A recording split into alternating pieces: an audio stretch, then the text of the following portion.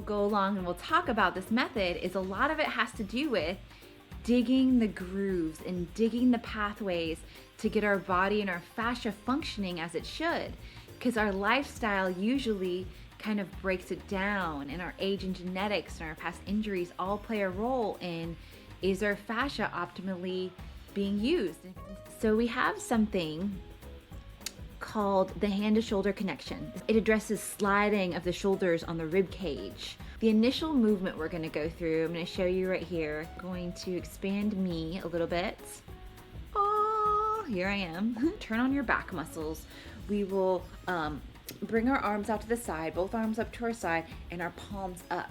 And we'll just kind of raise our arms up like this to the side, both arms, and rotate our palms under as much as we can, and really feel these muscles, which a lot of times anatomists, if I want to simplify it, will say your lower trapezius muscles. So we're activating those lower lats, the lower scapula, the down and back muscles, without jamming your shoulders down and back. I'm really stretching out, and then I'm just rotating them over to really feel that. The hand, palmar and dorsal interossei, right? So like, when do we ever hear about that? And so this, if you think about the core of your stomach, your deep core system that you feel super engaged with through, every part of your body has a core. So your hand has a core, your leg has a core, your foot has a core, your neck and head all have a core. Core just means innermost. These muscles here are the core of your hand. And I'm going to show you with my hand. I'm going to do kind of two motions in one. I'm going to kind of squeeze the palmar and ossei together, and then also extend the fingers back. So I'm just squeezing and extending back. Squeezing and extending back. Squeezing and extending back. So now what I'm going to do is I'm going to hold this ball. If you have a towel or a jacket or just a piece of blanket or cloth or material, you can just wad that up in your hand. This is a stress ball. So I'm going to bring the palmar and ossei together with the flexors of the hand. So I'm going to bring them together and squeeze. And the key here that I want you to focus on is keeping the fingers squeezed together, not losing it. Thing called prioritization, prioritizing the fingers together over the actual squeeze. So the squeeze is not going to feel as strong because you're really strongly prioritizing the fingers together as you squeeze.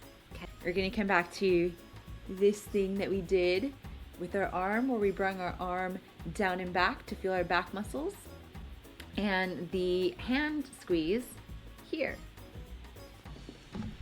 Put the ball or the jacket or the blanket, towel in our hand, and we're going to get into this position with our arms out and up again. But this time we're going to keep a firm grip on the ball, but prioritizing those fingers together over everything else.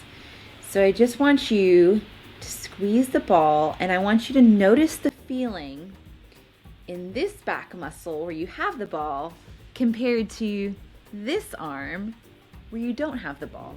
We're going with our arms down and rotating them back, and this arm has a ball and this arm doesn't. And we're just keeping our fingers together, squeezing, and we're just noticing the difference between the ball side of our scapula and the other one. Bring it out, squeeze it down, notice the difference. If you're here and you're standing up, I'm reaching over through here, over through the rib cage. So I can combine the two, and I could reach out and over while keeping the fingers contracted and together. So we went through the range of motion of protraction through our scapula, but also translation of our rib cage. Combine that with a hand activation, and we can now start to get a really powerful feeling in our side, a really connectedness